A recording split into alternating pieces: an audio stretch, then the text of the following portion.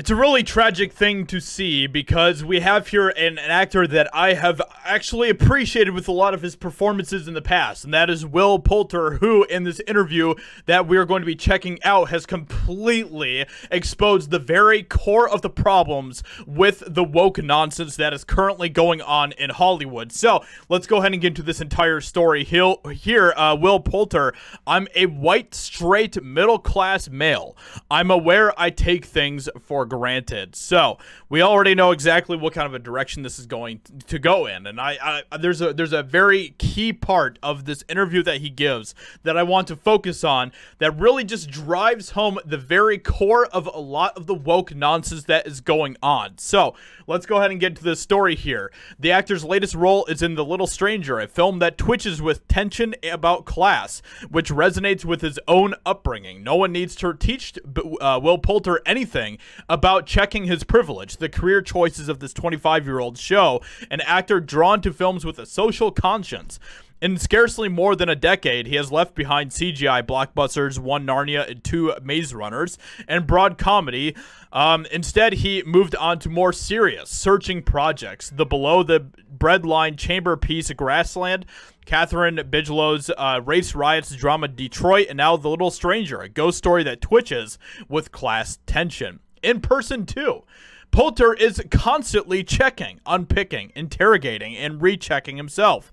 5 times during the course of our 2 conversations, first in a Dublin hotel, then he describes himself with an air of contrition as a white, straight, middle-class male. So basically, what he says here in particular is something that I want to focus on, okay? This is part of a quote that he gives here. I've certainly felt guilty about that. Notice what the key word is here, guilt. But guilt for those less privileged and those who experience the prejudice from which I'm protected isn't enough.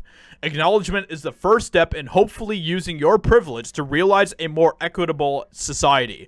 I'm trying to find ways to deconstruct that hierarchy as opposed to just enjoying the privilege and acknowledging the guilt. Once again, there's that key word there, guilt. That is what the entire woke premise is more or less based upon, which is, in a lot of cases, what a lot of religions is based upon, is guilt. We feel human guilt. We know that none of us acknowledge that we are perfect. We all know that we are very imperfect, in fact, and we need something to fix that guilt that we feel. And for the woke, being part of the woke religion, they find their ways of fixing that guilt by being bigger activists and, you know, putting black squares in their profile pictures and going after and trying to cancel others who do not share in the woke ideology. These are just brief examples of what they can do to try to fix that guilt, you know, putting up pride flags, whatever else, you know what I mean? So that is exactly what he's talking about here, is that guilt. And that guilt is something that has been harnessed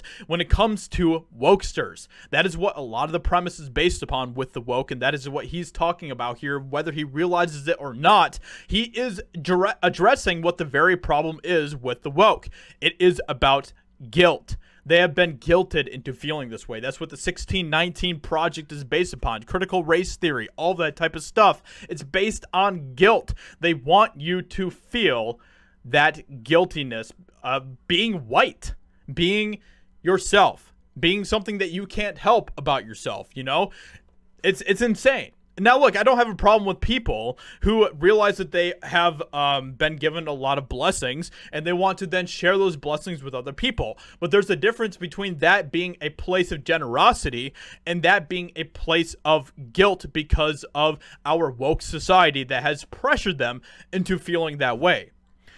So he continued on here and he said, I'm keen to develop as an activist and involve myself in charities and organizations. Once again, that's him trying to feed that guilt. And with my acting, it's important that the projects I do have a socio-political impact. I try to be conscious about the message. As a white, straight, middle-class male, which are things that he has been told by our woke society that he should be guilty of, I'm aware of things I take for granted.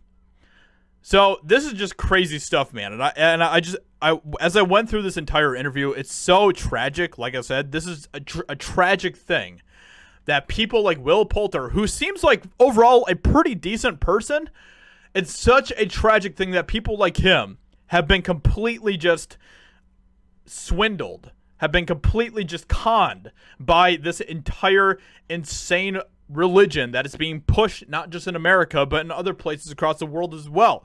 And it's crazy because, you know, especially in places like the UK, which I believe he is from, they don't really think about this type of stuff. It's more about like the class, or not class, it's more about cultural diversity rather than racial diversity or whatever else, but it's quickly becoming affected over there as well. It's crazy, man. It's absolutely insane.